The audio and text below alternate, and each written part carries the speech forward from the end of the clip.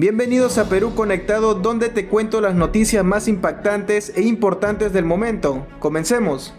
Actuación y permanencia de este sujeto que, a mi juicio, indigna con su sola presencia en el Ministerio Público la majestad de una institución que tan dignamente... Pero yendo al tema de los personajes, realmente es asombroso, no solamente porque han fracasado en todo, incluyendo la aspiración de Pérez de ser magistrado, que simplemente no lo seleccionaron por incapaz, como incapaz ha demostrado en todo el manejo del tema Lavajato, y como cruel se ha proyectado en actos infames. Don Luis González Posada y nuestro querido amigo también, Lucas Gersi. En las semanas previas se ha generado una discusión sobre la no sanción, sino la medida cautelar que se impuso sobre José Domingo Pérez, apartando los 6 meses de la Fiscalía, medida que fue impuesta por un órgano desconcentrado de la Autoridad Nacional de Control. Domingo Pérez salió a arremeter en contra de Fernández Gerí, ¿no? Antonio Fernández Gerí, el jefe de la Autoridad Nacional de Control, a quien fustiga ya hace buen tiempo atrás y lo acusa con todos los más gruesos calificativos que pueda él utilizar sin cruzar la línea de la grosería, que ya la está pisando hace buen tiempo atrás. Y sin embargo, semana y media después de hacer el show, el papelón, ¿no?, de subirse al Metropolitano, tratando de victimizarse y dar una sensación de que pobrecito se ha quedado sin trabajo el señor. El señor tiene una camioneta valorizada en $72,000, tiene un Mini Cooper valorizado en $86,000, su esposa tiene una camioneta Chevrolet, vive en Santa Cruz en un penthouse en San Isidro. Es decir, realmente el papelón indigno para un fiscal y un profesional del derecho, ¿no?, haciendo ese tipo de poses para las cuales se ha prestado César Hildebrand, que en lo singular para mí es una decepción profunda ya desde hace varios años atrás. Recibe entonces, después de todo eso, la resolución con la cual declaran fundada en la instancia superior, en este caso la Autoridad Nacional de Control Nacional, para la redundancia, la central en todo caso, en la que se revocó la decisión y finalmente se le devolvió al cargo. Pero ya este señor había insultado a Antonio Fernández Gerí, y no solamente eso, sino que los medios de comunicación de la prensa caviar aseguraban la existencia de un audio entre el abogado, o el que fue abogado, de Fuerza Popular, el señor Salas Beteta, con Antonio Fernández Gerí. Nadie nunca ha escuchado ese audio. Simple y llanamente se habla de una transcripción, lo que quiere decir que no existe el audio. Entonces, en ese contexto, acaba de recibir otro revés este señor, porque un juez del Poder Judicial le ha devuelto la acusación por el caso Metro de Lima, donde además incluye como acusado a Alan García, que está fallecido. ¿Qué opinión o qué impresiones le surgen, doctor Luis González Posada, respecto de la actuación y permanencia de este sujeto que, a mi juicio, indigna con su sola presencia en el Ministerio Público la majestad de una institución que tan dignamente originó hace 44 años don Gonzalo Ortiz de Ceballos Roedel, inspirada en una constitución diseñada, detallada por Aya de la Torre? Bueno, ahora no tiene majestad, no solamente por las razones que me indican, sino porque liberan delincuentes. Estaba escuchando en la mañana la protesta de la Policía Nacional del Perú, porque capturaron una banda con extranjeros, venezolanos seguramente, con armas de fuego, con droga, y los puso en libertad una fiscal. Esa es la matriz operativa de ellos. Pero yendo al tema de los personajes realmente es asombroso, no solamente porque han fracasado en todo, incluyendo la aspiración de Pérez de ser magistrado, que simplemente no lo seleccionaron por incapaz, como incapaz ha demostrado en todo el manejo del tema Lavajato, y como cruel se ha proyectado en actos infames, como por ejemplo mantener presa a la señora Keiko Fujimori 440 días, pero exhibirla con marrocas y con casaca de detenido. Eso me parece una infamia. Y naturalmente lo que hizo con Alan García. Entonces, mi pregunta es, ¿por qué existen estos personajes? Estos personajes, Bela Barba, José Domingo Pérez, Pablo Sánchez, existe porque no hay contrapesos. Es decir, la Junta Nacional de Justicia está pegada a la pared. Es un cartón pegado a la pared donde no hace absolutamente nada. La señora Delia Espinosa, por ejemplo, que realmente comete atrocidades, lo hace porque no le va a ocurrir nada. Hay una especie de cobertura, de protección Una entre caparazón, todos ellos. ¿no? Así es. Y eso hace un daño tremendo al sistema democrático. Bueno, por eso yo digo que el próximo gobierno, sea cual fuera, los partidos democráticos deben asumir el compromiso de reformar todo el sistema de justicia. Todo el sistema de justicia, porque al camino que vamos ya estamos en el foso. Sí, claro. Y más no puede pasar. Ahora, acaba Delia Espinosa de solicitarle al Poder Judicial que se imponga una medida cautelar de impedimento de ejercicio de la condición de fiscal supremo a Tomás Gálvez sin tener el cargo. Dios mío, ¿cómo es esto? Mire, esa es una grosería. Este es un aborto. Eso es desautorizar al Tribunal Constitucional. Entonces yo con todo el derecho ciudadano le digo, ¿dónde están los miembros de la Junta Nacional de Justicia para evitar esas tropelías? ¿Por qué colocan a los ciudadanos en la indefensión, en la indignación? Además de ver cosas como esas, reponen un fiscal supremo, pero como a la señora no le gusta el fiscal supremo, simplemente no lo repone y le hace observaciones. Eso es lo que está pasando. ¿A ella no le gusta o a su jefe Gorriti, que es el que le indica? Yo creo que la respuesta cae por su propio peso, ¿no?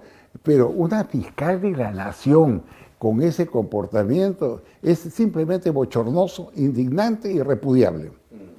Lucas, el día viernes, hace 2 días atrás, se dio a conocer en el Brasil que se había tomado la decisión en el Ministerio Fiscal de la República Federativa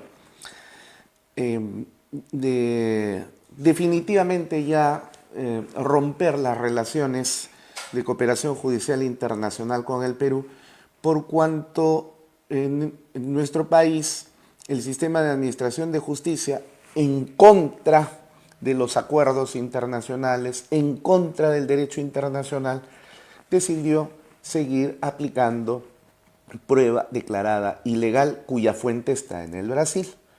Y aquí simple y llanamente Bela Barba y Domingo Pérez, que tienen argumento para todo, aunque esos argumentos son sumamente deleznables, es decir, no tiene estructuración, son disparates, pero la fuerza de la imposición de los medios de comunicación y el control político que tiene en el Poder Judicial y en la Fiscalía les permite a esos disparates convertirse en decisiones que surten efectos.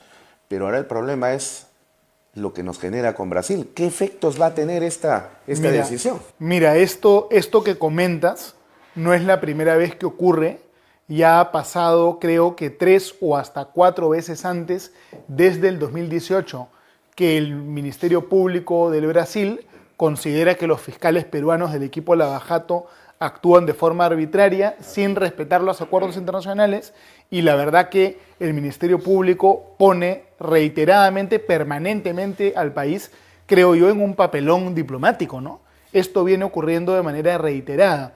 Y aquí el problema de fondo es que el equipo Lavajato está desempeñando el papel de comisario político, ¿no?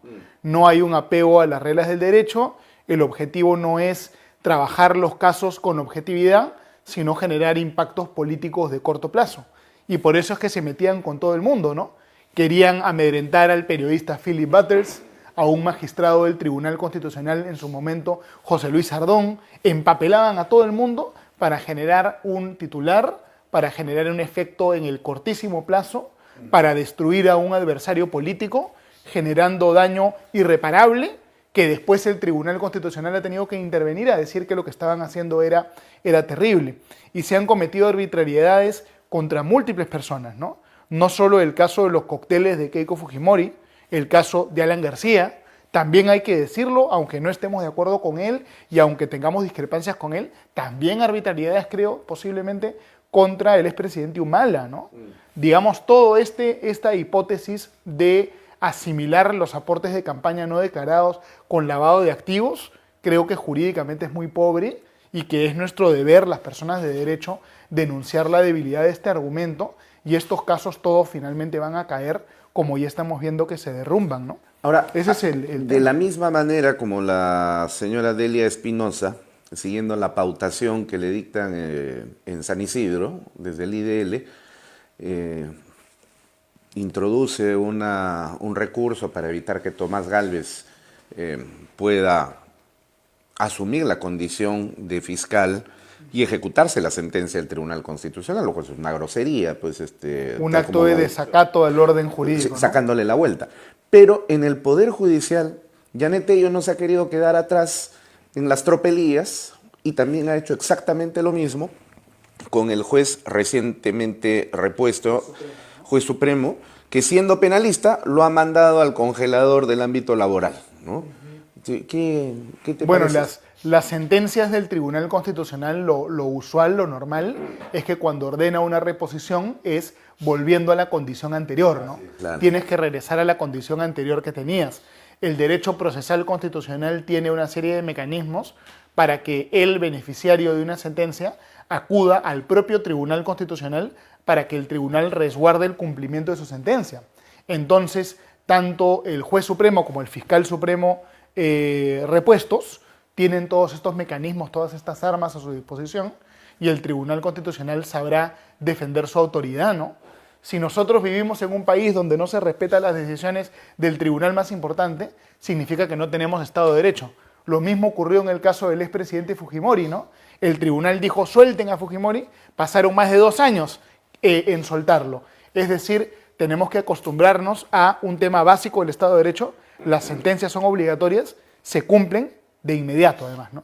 Eso tiene que entrar, registrarse en todos los funcionarios públicos, ¿no? Ahora, yo quisiera aprovechar aquí la presencia de mi apreciado y querido compañero y amigo, además Luis González Posada, para preguntarle, como conocedor del derecho internacional público y además ha sido canciller del Perú, la Comisión Interamericana y la Corte Interamericana acaban de emitir comunicados respecto de la llamada o poniendo una llamada de atención al Estado peruano para que deroguen la ley que fortalece a la Agencia Peruana de Cooperación Internacional. ¿Tiene facultades la Corte Interamericana, la Comisión, para obligarle a un Estado soberano? Definitivamente no. Esa es una intromisión en el asunto de competencia interna del Perú, ¿no? Porque si no fuera así, entonces que venga la Corte a juzgar los casos que ellos consideren convenientes.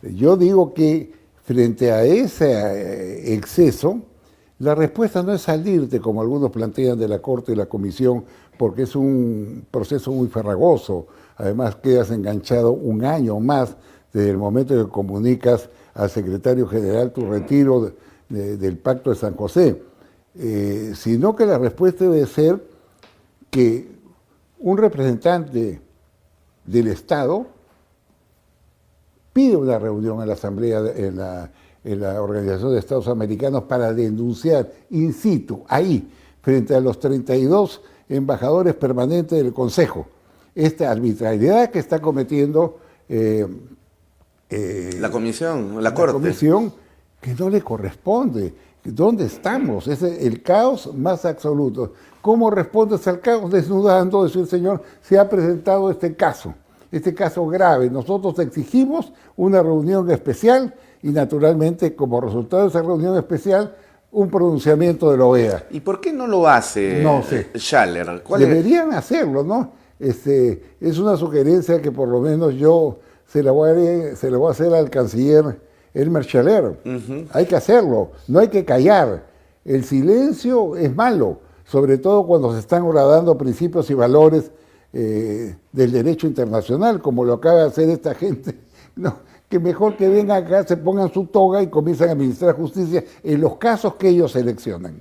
Sí, yo recuerdo el excelente papel que hizo en su momento Gustavo Adrianzen cuando fue embajador de Perú en la ONU y donde denunció precisamente toda la orquestación que había hecho APRODE e IDL, llevando a gente allá a los Estados Unidos para hacer todo este montaje de victimización respecto de las mal llamadas protestas sociales después del golpe de Estado, que en realidad fueron actos de terrorismo. Me gustó esa actitud de Gustavo Adrianzen, que desgraciadamente la perdió cuando se convirtió en estuvo muy bien cuando premier. se lo vea. Sí, sí. Hay que hablar, hay que levantar la voz. Pero algunos dijeron, hay que no, denunciar. esa no es la forma, porque aquí las formas diplomáticas son de otra manera. Yo, por ejemplo, no podría ser embajador, definitivamente, ¿no? Porque no tengo ese temple, ¿no? Pero creo que la firmeza es importante, ¿no? Y yo no veo firmeza con Dina Boluarte y con el canciller Schaller. Totalmente de acuerdo. Por eso digo, no hay que callar, hay que levantar la voz, hay que denunciar, hay que señalar lo que está sucediendo, porque si tú aceptas estos actos de barbarie, de alguna manera te conviertes en un cómplice silente Y se de lo consolida, que está ¿no? ocurriendo, ¿no? Y se consolida. Hay un problema sistemático, ¿no? Yo creo en el sistema interamericano de derechos humanos, que es el uso desnaturalizado e imprudente de las medidas cautelares. Porque esta decisión que ha emitido la Corte Interamericana no tiene nada que ver con el tema de fondo, ¿ah? Así es. Lo que la Corte Interamericana ha dicho es, acá hay un caso donde el abogado de la víctima es de una ONG, no sé si es APRODE o IDL o Demos creo que se llama, Demos, ¿no? sí. Entonces, como en el Perú han aprobado una ley que de repente permite sancionar a las ONGs que demandan al Estado, entonces yo emito una cautelar. Pero es una cautelar totalmente especulativa, ¿no? Una cautelar en contra de un procedimiento administrativo que de repente se inicia, de repente no, y que no existe. Es decir, acá hay una corte que ha perdido el sentido de la proporción y que utiliza las medidas cautelares para meterse en todo y decir todo. Y esto yo creo que se puede arreglar promoviendo una reforma normativa del reglamento de la Corte Interamericana de Derechos Humanos que acote para qué sirven las cautelares. Y eso se hace en una gestión diplomática, ¿no? Y el embajador del Perú en la OEA, que es mi querido amigo el doctor Sardón, puede plantear esto. Que además Es decir, tiene mucha experiencia, tiene bastante mucha oficio experiencia. en el tema, ¿no? Muchísimo. Ahora, lo cierto es que la Corte sí tiene pues un sesgo eminentemente ideológico-político. Así es. Lo digo además Así es. con conocimiento de causa porque estoy sufriendo en carne propia ese asunto. Ustedes recordarán que a mí me amenazaron de muerte a fines del año pasado tras denunciar a Zoraida Ábalos, Rafael Vela Barba, José Domingo Pérez, Silvana Carrión por delitos de corrupción. Y me vinieron las denuncias de muerte. Yo he hecho las denuncias correspondientes en la fiscalía, no ha movido un dedo, No por mueve un supuesto. dedo, por supuesto. Hace unos días me llamó un policía para tomarme una declaración sobre la declaración que ya había dado, pero fuera de ello, a través de un gran amigo mío de la academia, ¿verdad?, internacional de la que yo formo parte, el prestigiado y reconocido abogado chileno Juan Carlos Manrique Rosales, litigante además en la Corte Interamericana de Derechos Humanos, hemos presentado una solicitud de medida cautelar a inicios del presente año en enero. Y hemos presentado los medios probatorios, las amenazas de muerte, las llamadas, las denuncias. Y hasta el día de hoy estamos en mayo, a mediados de mayo. La ¿Cuándo respuesta, la presentaste? la primera semana de enero De este año, de ¿no? este año. Y fíjense Fíjense, la única respuesta es, todavía tiene que esperar su turno. Ah, pero cuando le sacan para Salas Arenas porque alguien gritó en la calle, te vas a morir, y ya, entonces lo van a matar. Y le pusieron Le pusieron guardaespaldas. a 18 José Domingo Pérez a también, José Domingo ¿no? Pérez, a Rafael Vela Barba, en 2 días, medidas cautelares. Entonces, no me vengan a decir que la Corte y la Comisión no tienen un sesgo ideológico, porque evidentemente alguien desde una ONG aquí en el Perú ha dicho, por si acaso ese Luis Pacheco es contrario a nuestra posición, así que no le den nada. Es un sesgo tan evidente que le resta legitimidad al sistema interamericano. Es decir, si el sistema interamericano no se corrige, se quiebra. Esa es la disyuntiva de la que estamos, ¿no? Así es, Y hay que buscar esta corrección, porque es mejor salvar algo que se puede salvar a Hay que simplemente seguir romper. peleando, hay que seguir dándole la batalla. Es la Siempre, única manera siempre. que los hace retroceder y en su momento derrotar. Bueno amigos, eso fue todo. No olviden suscribirse al canal y compartir el video. Hasta pronto.